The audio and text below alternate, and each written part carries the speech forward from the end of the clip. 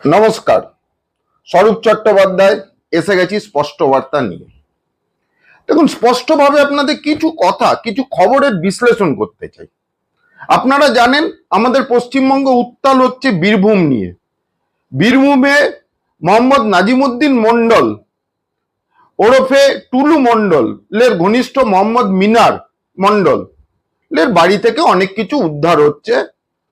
28.5 কোটি টাকা ক্যাশ, 15 কেজির ওপর সোনা, এগুলো আপনারা জানতে পেরেছেন। আরো উদ্ধার চলছে। এমনকি মোহাম্মদ নাজিমুদ্দিনের বাড়িতেও, 4 তলা বাড়িতেও আজকে তল্লাশি চলছে। এই সময় খবরটা করা অবধি সময় তল্লাশি চলছে এবং সোনা মাপারও মেশিন গেছে। তো এখানে অনেক কিছু পাওয়া যাবে, এমনকি দুবাইয়ের রিসোর্ট থেকে আরম্ভ করে অনেক কিছু সন্ধান পাওয়া গেছে। ইতিমধ্যে কোর্টে পুলিশের, পশ্চিমবঙ্গ সরকারের লয়ার বলেছেন, আইনজীবী বলেছেন। কিন্তু এইটার যে তার কোথায় জড়িত আছে আপনারা একটু চিন্তা করুন তো। মাননীয় মুখ্যমন্ত্রী কদিন আগে একটা ইঙ্গিত দিয়েছিলেন, আপনারা শুনুন সেই ইঙ্গিতে মাননীয় মুখ্যমন্ত্রী কি বলেছিলেন। অবস্থা খারাপ কেন? 80% রেভিনিউ লিকেজ ছিল।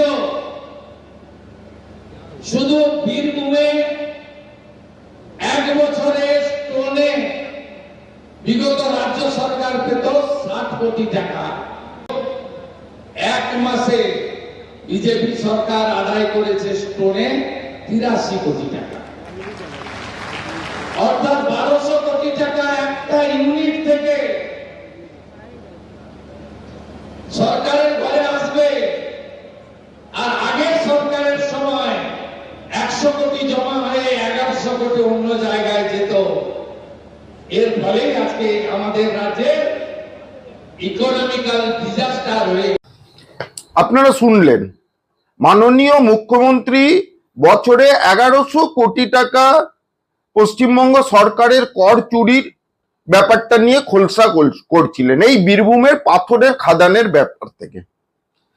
এইখানে আমি আরেকটা কথা বলতে পারি, মাননীয় মুখ্যমন্ত্রী যদিও 1100 কোটি টাকা বলেছে, আমার মনে হয় এটা বছরে 2-3 হাজার কোটি টাকারও বেশি হবে। কারণ ঠিক মতো ভাবে যদি অবৈধ বালি খাদানগুলোকে ধরা হয়, বৈধ করা হয়, তো এই ব্যাপারটা নিয়ে এত বছর ধরে চলেছে। আপনি 2000 কোটি টাকা করে বছরে যদি বীরভূম থেকে তুলে থাকে, মানে বালি খাদানের পয়সা, সরকারের পয়সা চুরি করে থাকে এই তৃণমূল নামক দলটা, 15 বছরে 30,000 কোটি টাকা হয়।